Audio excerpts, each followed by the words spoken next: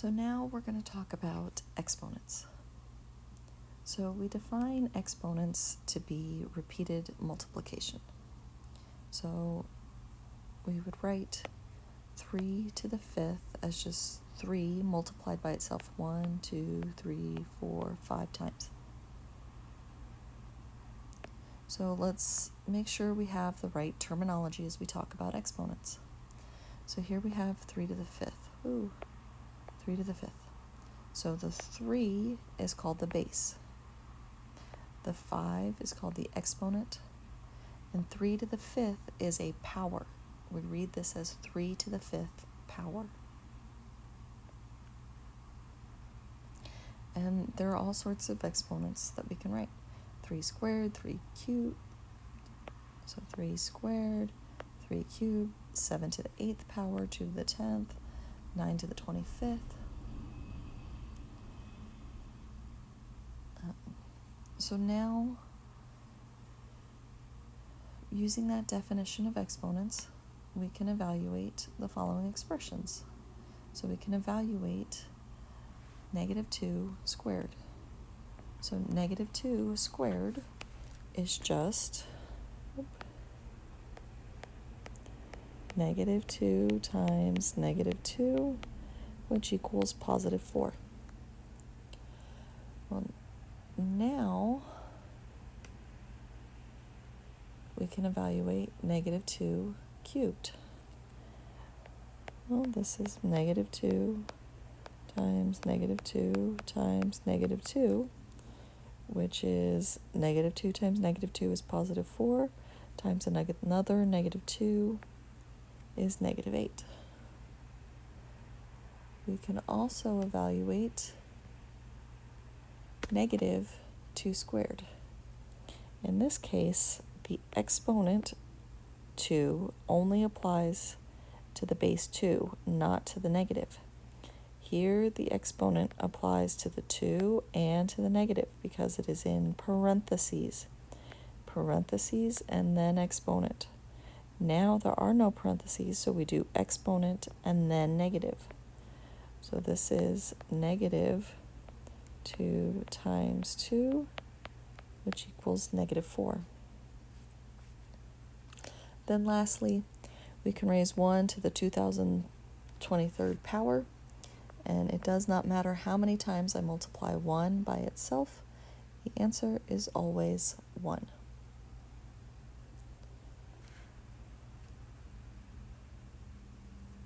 So now we're going to come up with some rules for exponents, but we're going to understand why these rules are true by looking at a couple of examples. So we're not really proving these rules, we're just looking at examples. So I want to know 5 cubed times 5 to the 4th. 5 cubed is 5 times 5 times 5.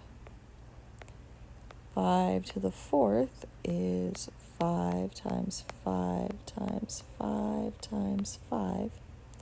So this, how many 5s are there? Now, I'm not actually wanting to evaluate.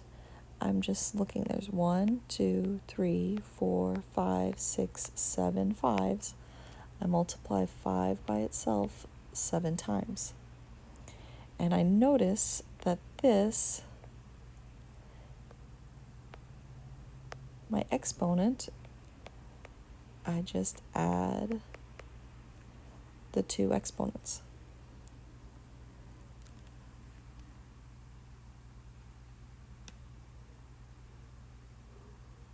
Now, if I want to divide, say 3 to the 5th divided by 3 cubed, I'm going to use my definition of an exponent, and I'm going to write 3 to the 5th as 3 times 3 times 3 times 3 times 3 divided by 3 times 3 times 3. 3 divided by 3 multiplied by itself 3 times.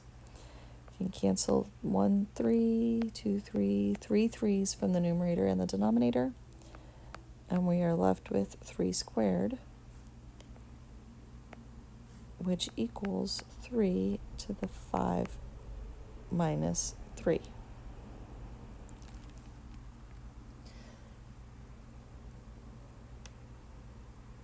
Now I want to raise 2 squared, that quantity, to the third power. So I can write this as 2 squared multiplied by itself 3 times. 2 squared times 2 squared times 2 squared. Now each of these 2 squareds is 2 times 2 times 2 times 2 times 2 times 2. I'm left with 1, 2, 3, 4, 5, 6 2's, which equals 2 to the 6th. And in this case, I multiply the 2 exponents. 2 to the 2 times 3.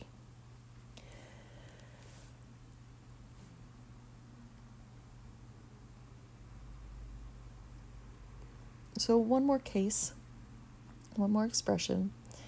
I want to evaluate 3 times 7, and I want to raise that to the third power.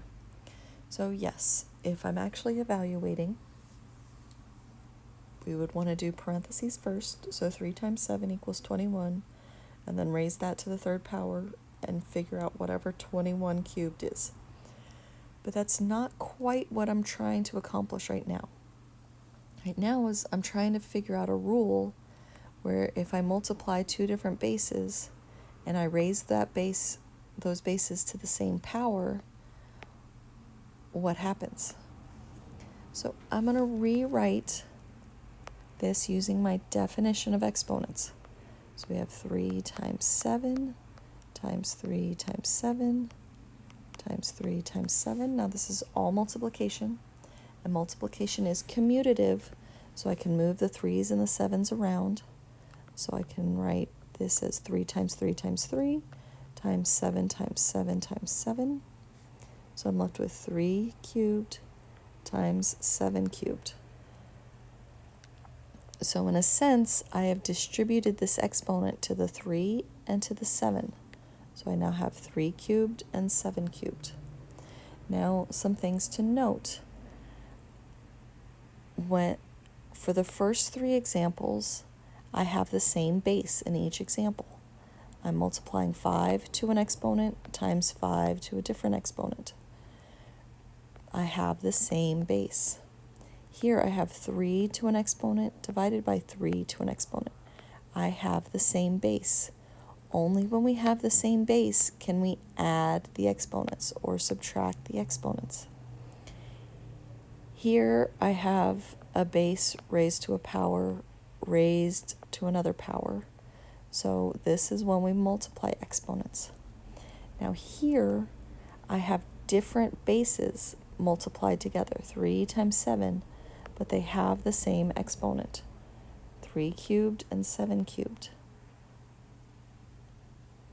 So make sure you understand the difference when we have the same base but different exponents, or when we have different bases and the same exponent. So here are the rules that we've shown.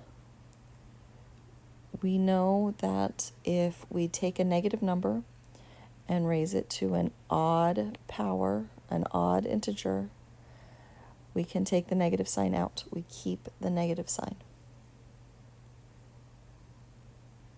If we take a negative number and raise it to an even integer, then we can drop the negative sign. We can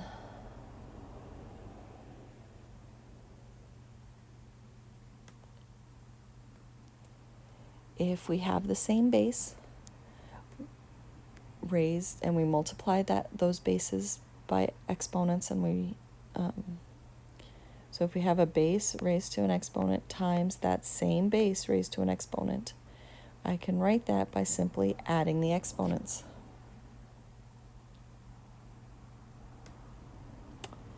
If I divide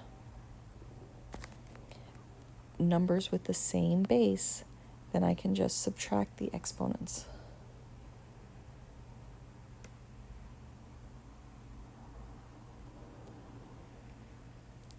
if I raise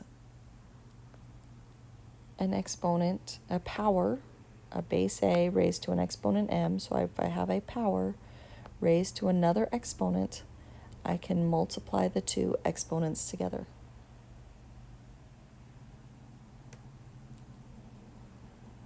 And then finally,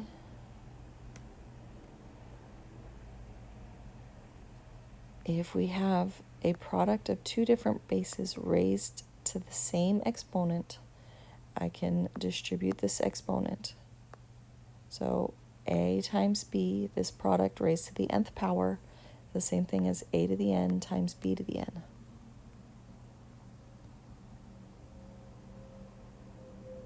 So now we're going to look at what happens if our exponents are not necessarily positive integers. But we're going to use the rules that we've come up with. So now I have 7 to the 5th divided by 7 to the 5th. Well, we can write that as 7 to the 5 minus 5, which equals 7 to the 0. But we have not defined 7 to the 0. I want to show what 7 to the 0 equals. Well, 7 to the 5th I can write as 7 times 7 times 7 times 7 times 7 divided by 7 times 7 times 7 times 7 times 7. Well, all of the 7's in the numerator cancel with a 7 in the denominator, and there are no 7's left in the denominator. So 7 to the 0 equals 1. So any non-zero number to the 0 power equals 1. So a to the 0 equals 1 as long as a does not equal 0.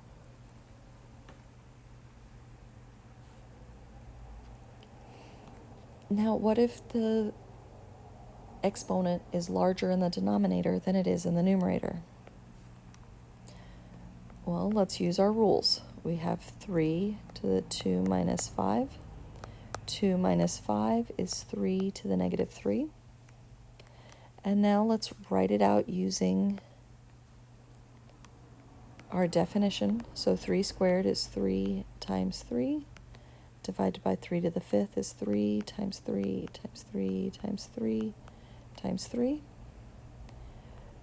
The 3's in the numerator cancel with 2 of the 3's in the denominator, and we are left with 1 over 3 cubed. So when we have a negative exponent, it becomes 1 over that power. So 3 to the negative 3 equals 1 over 3 cubed.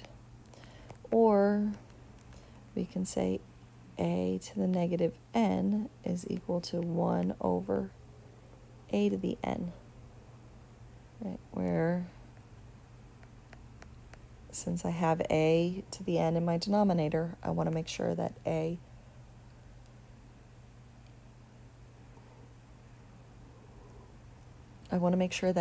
does not equal 0. So now I want to evaluate this expression without using a calculator. So, we have minus 40 raised to the 7th power divided by 2 to the 30th times 25 cubed. Now, we have a lot of different bases here. We have a minus 40, a 2, and a 25. The best plan of attack here is to rewrite all of our bases as prime numbers. So I want to rewrite, actually the first step, I'm going to get rid of the parentheses.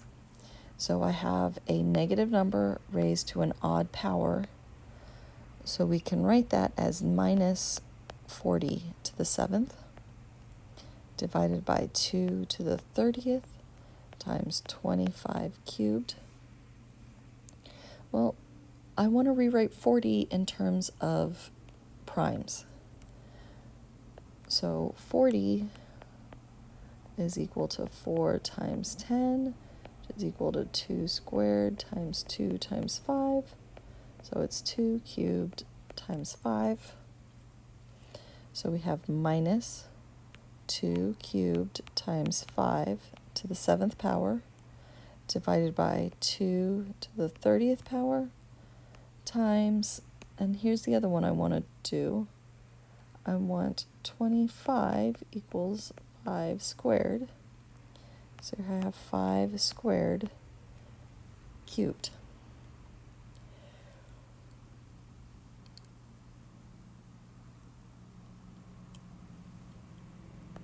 So in my numerator, I have a product with different bases raised to the same exponent, so I can distribute this exponent.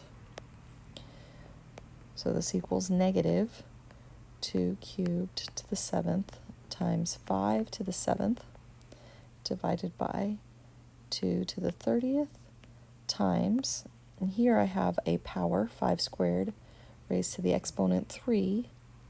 That is 5 to the 2 times 3, which equals 6. I'm not going to evaluate anything until after I simplify as much as possible. But before I start, well, I can go ahead and simplify 5 to the 7th divided by 5 to the 6th. So we have minus 2 to the 21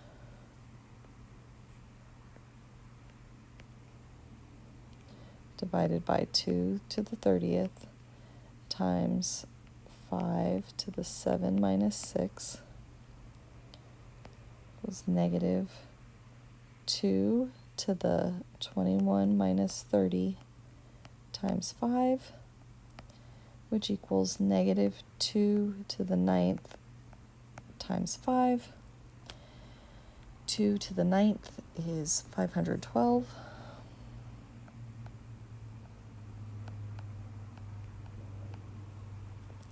500 times 5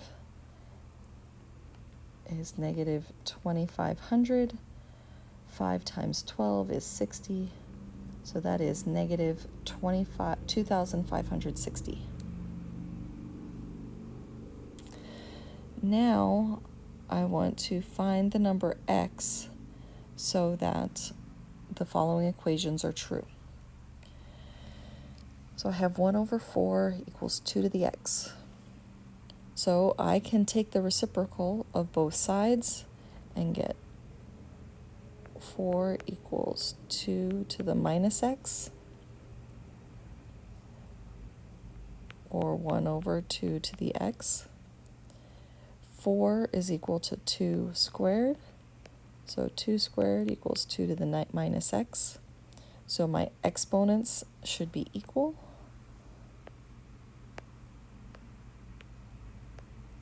So 2 equals minus x, or x equals minus 2.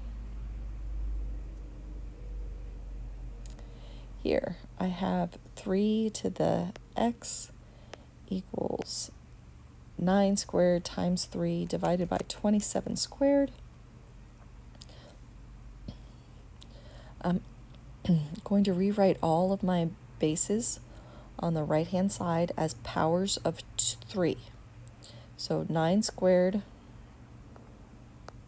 or 9 equals 3 squared. 27 equals 3 cubed. So 3 to the x equals 3 squared squared times 3 divided by 3 cubed squared. So 3 squared squared is 3 to the 4th times 3 to the 1st divided by 3 to the 6th, which equals 3 to the 5th divided by 3 to the 6th. It's 3 to the negative 1. X equals negative 1.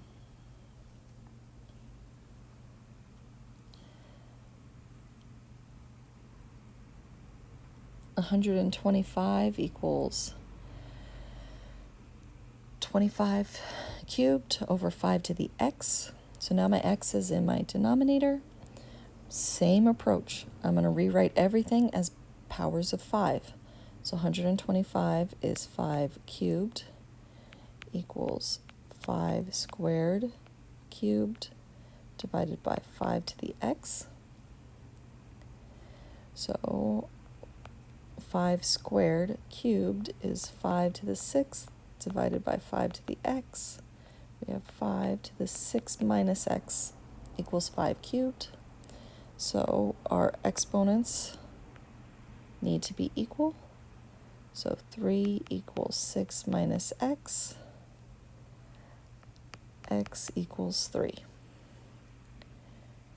One last expression.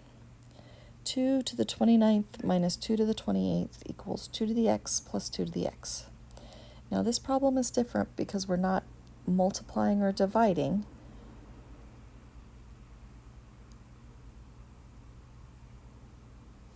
We're adding and subtracting powers of 2. Well, we can factor out. We have 2 to the 28. We have 2 to the 28 times 2. So this equals 2 to the 28 times, if we factor out 2 to the 28, we're left with 2. If we factor out 2 to the 28 from here, we are left with 1. So the left-hand side simplifies really nicely. 2 to the 28th times 1, which is just 2 to the 28th. The right-hand side, we can either factor out a 2 to the x and times 1 plus 1, or we can see that this is 2 to the x plus itself. This is simply 2 times 2 to the x, which equals 2 to the x plus 1. So 2 to the 28 equals 2 to the x plus 1. So again, our exponents need to be equal. So 28 equals x plus 1. X equals 27. So now we're going to look at fractional exponents quickly. So I'm going to assume that our exponent rules apply. So this would be equal to 25 to the 1/2 times 2, which equals 25 to the 1, which equals 25. So 25, so we will define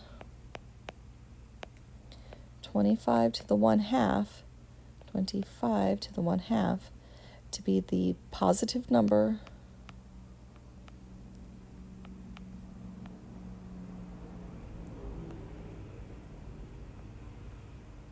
whose square, so when I square this, we get 25. So another way to write this is the square root of 25. So we will define n to the 1/2 as the non-negative, it can be 0, n can be 0, number whose square is n. So since we are not dealing with imaginary or complex numbers, I do not want n to be negative. I do not want to take the square root of a negative number.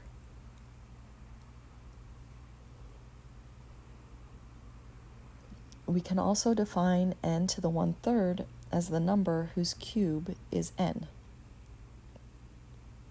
Now notice I can take the cube root of a negative number. We can take an odd root.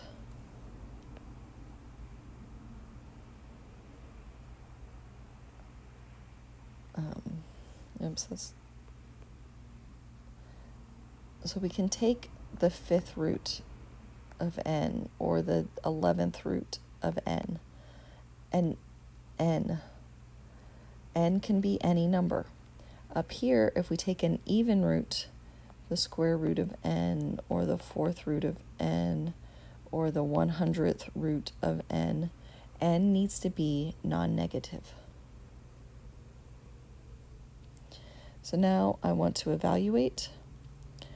So I will distribute the 2, or multiply the 2 and the 1/3. 5 to the 2/3 times 5 to the 4/3. Now I will add these two fractions.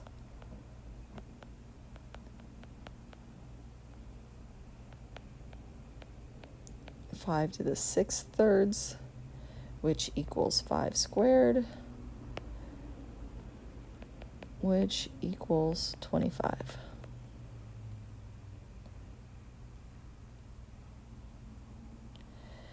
I have a negative number raised to an odd power, so I have minus 2, and then I can multiply the 9 by the 1/3 to the 9/3 equals negative 2 cubed, which equals negative 8.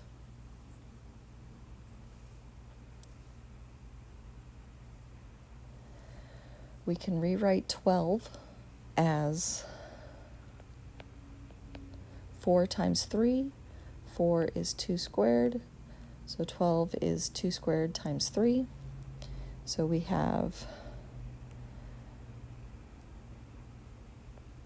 2 squared times 3 to the 1/2 times 3/2 power, which is 3/4, times 3 to the 1/4 times 2 to the 1/2. I will distribute this exponent. We get 2 to the 6/4, or 3/2,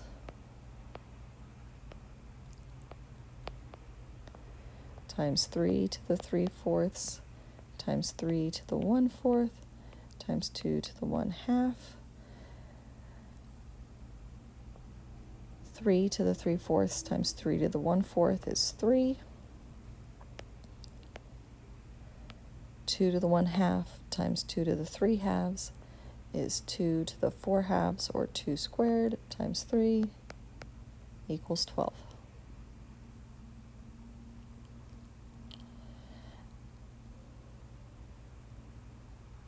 I'm going to skip this problem and simplify this square root expression. So we need to be really careful, because I'm going to write this in red because this is not true. We cannot write the square root of 50. We can write the square root of 50 as the square root of 25 plus 25, but this is not equal to the square root of 25 plus the square root of 25, right, which would equal 5 plus 5, which equals 10. If I square 10, I do not get 50. So this is not true. I cannot break up a square root based on addition, but we can break up a square root based on multiplication. So the square root of 50 equals the square root of 25 times 2, which equals the square root of 25 times the square root of 2, which equals 5 root 2. Square root of 32 is the square root of 16 times 2, which equals the square root of 16 times the square root of 2, which equals 4 root 2. 2 root 8 is 2 times the square root of 4 times 2, which equals 2 times the square root of 4 times the square root of 2, which equals 4 root 2. And then the square root of 388. Well, it'd be really nice if I could get a square root of 2, because all my other terms have a square root of 2. So this is equal to 196 times 2.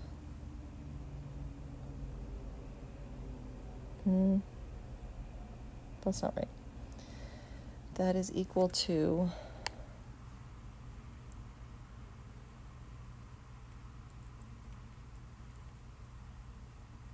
194 times 2.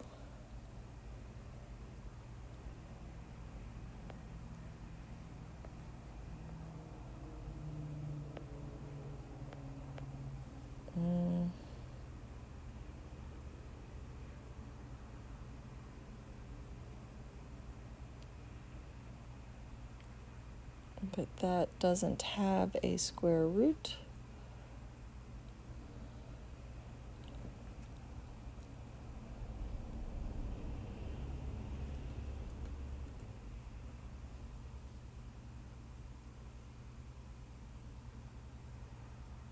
I think this problem is written wrong. I think it is supposed to be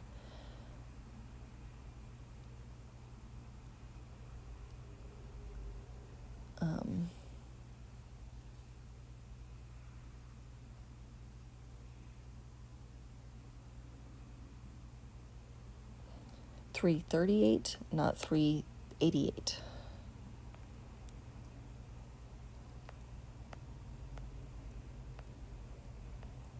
A square root of 338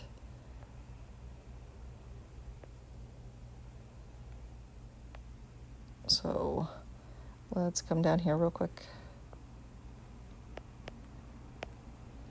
338, this becomes a square root of 169 times 2, which equals 13 root 2. So now my expression becomes 5 root 2 plus 4 root 2 plus 4 root 2 minus 13 root 2, which equals 5 plus 4 is 9 plus 4 is 13 minus 13 root 2 equals 0. It's just a complicated way of writing 0.